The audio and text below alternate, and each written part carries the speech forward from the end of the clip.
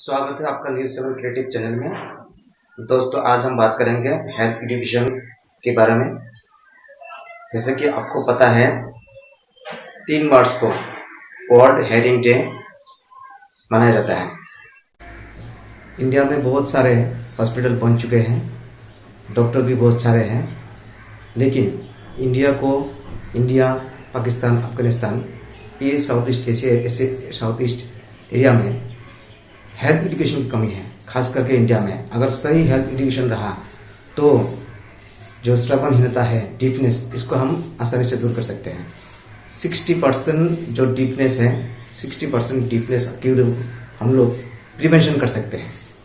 सही टाइम में सही इंटरवेंशन रहेगा।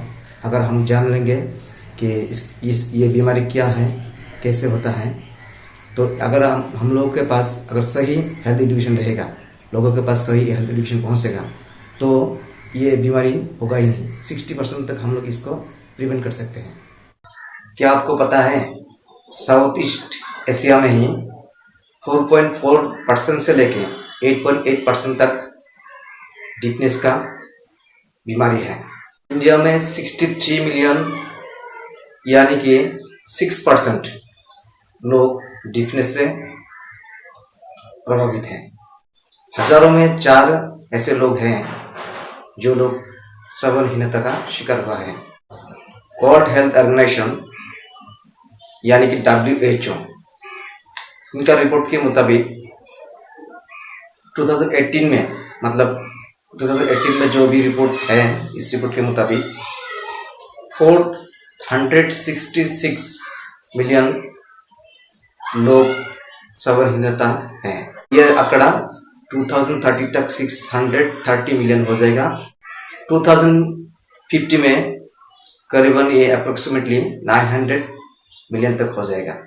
WHO का रिपोर्ट के मुताबिक अभी हेयरिंग इम्पेयर्ड्स है और डीपनेस की जो कॉस्ट है, $750 बिलियन का कॉस्ट अभी है।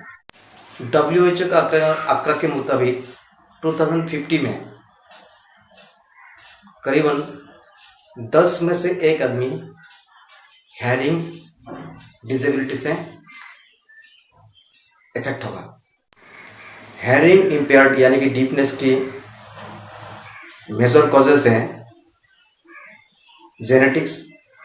कुछ कारण ऐसा है कि जेनेटिक्स में अगर किसी का है तो डीपनेस होने का चांसेस रहता है। मैटरनल और चाइल्ड हेल्थ का भी रीज़न है। जैसे कि अगर प्रेग्नेंट वोमेन ड्यूरिंग प्रेगनेंसी अगर सही ढंग से खाना पीना पुष्टि नहीं मिलेगा, खाना पीना नहीं करेगा या पुष्टि नहीं मिलेगा, तो उनका जो बच्चा जन्म लेगा तो बच्चे को हेयरिंग इम्पेयर्ड होने की चांसेस रहता है। बर्थ डिफेक्ट बोलते हैं इसको, बर्थ डिफेक्ट होने का चांसेस रहता है। दूसरा कॉजेज जो है वो एयर इन्फेक्शन है या कान में इन्फेक्शन होना। कान में बहुत कारण रीजन से वजह से इन्फेक्शन होता है। जैसे गंदे पानी में नहाना या कान में कोई फॉरेन बॉडी घुस जाना, कोई चीज़ बाहर का चीज़ घुस जाना या कान में चोट लगना। नंबर कॉजेज ऐसा है कि नॉइस पोल्यूशन।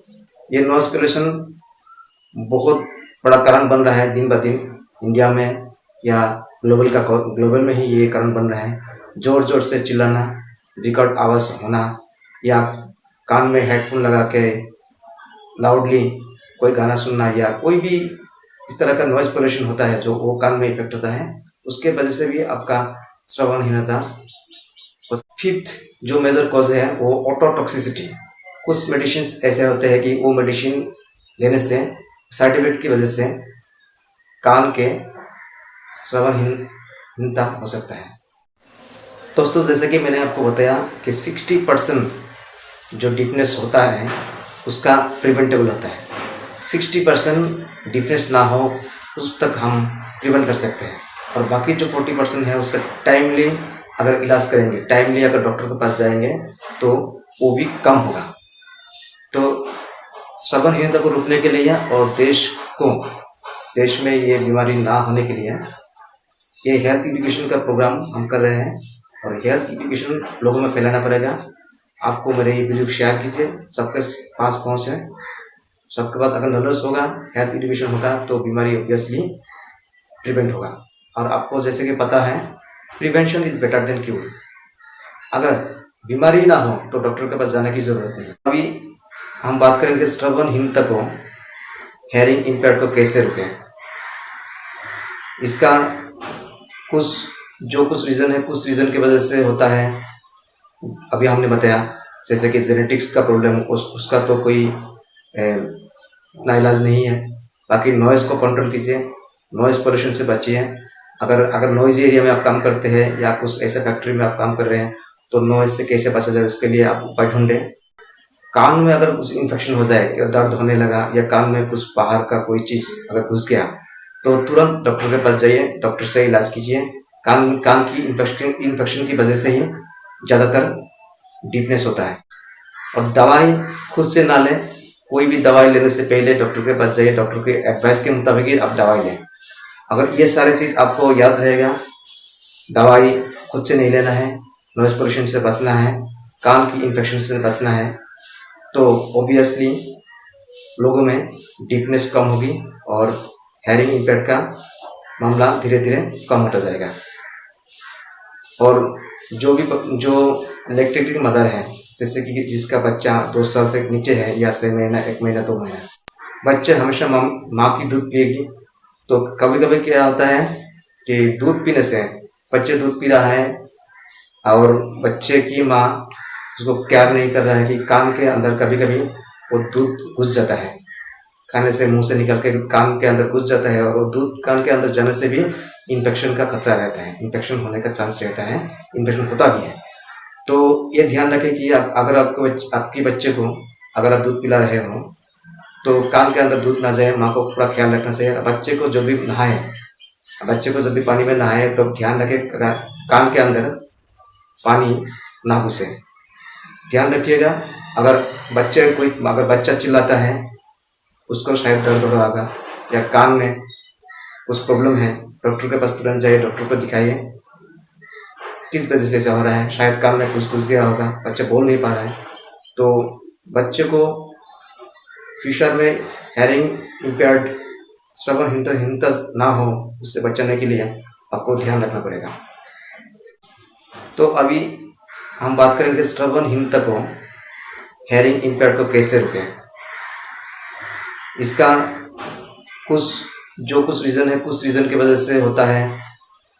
अभी हमने बताया जैसे कि जेनेटिक्स का प्रॉब्लम, उसका तो कोई इतना इलाज नहीं है।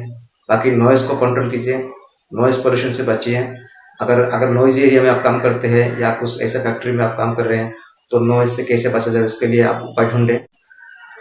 कान में अगर कुछ इन्फेक्शन हो जाए, या दर्द होने लगा, या कान में कुछ बाहर का कोई चीज़ अगर घुस गया, तो तुरंत डॉक्टर के पास जाइए, डॉक्टर से इलाज कीजिए। कान की इन्फेक्शन की वजह से ही ज़्यादातर डीपनेस होता है। और दवाई खुद से ना लें, कोई भी दवाई लेने से पहले डॉक्टर के पास जाइए, डॉक्टर के एडवाइस के मुताबिक ही आप दवाई लें। अगर ये सारे चीज़ आपको याद रहेगा, दवाई खुद से नहीं लेना है, नॉइज़ पोल्यूशन से बचना है, कान की इन्फेक्शन से बचना है, तो ऑब्वियसली लोगों में डीपनेस कम होगी और हेयरिंग इम्पेयर्ड का मामला धीरे धीरे कम होता जाएगा। और जो लैक्टेटिंग मदर है, जैसे कि जिसका बच्चा 2 साल से नीचे है, या 6 महीना, 1 महीना, 2 महीना, बच्चे हमेशा माँ की दूध पिएगी। तो कभी कभी क्या होता है कि दूध पीने से बच्चे दूध पी रहा है और बच्चे की माँ उसको केयर नहीं कर रहा है कि कान के अंदर कभी कभी वो दूध घुस जाता है, खाने से मुंह से निकल के कान के अंदर घुस जाता है, और वो दूध कान के अंदर जाने से भी इन्फेक्शन का खतरा रहता है, इन्फेक्शन होने का चांस रहता है, इन्फेक्शन होता भी है। तो ये ध्यान रखें कि अगर आपके बच्चे को अगर आप दूध पिला रहे हो, तो कान के अंदर दूध ना जाए, माँ को पूरा ख्याल रखना चाहिए। बच्चे को जब भी पानी में नहाए तो ध्यान रखें कान के अंदर पानी ना घुसे, ध्यान रखिएगा। अगर बच्चा चिल्लाता है, उसको शायद दर्द हो रहा होगा, या कान में कुछ प्रॉब्लम है, डॉक्टर के पास तुरंत जाइए, डॉक्टर को दिखाइए किस वजह से ऐसा हो रहा है। शायद कान में कुछ घुस गया होगा, बच्चा बोल नहीं पा रहा है। तो बच्चे को फ्यूचर में हेयरिंग इम्पेयर्ड, श्रवणहीनता ना हो, उससे बचाने के लिए आपको ध्यान रखना पड़ेगा। वीडियो को देखने के लिए धन्यवाद, शुक्रिया।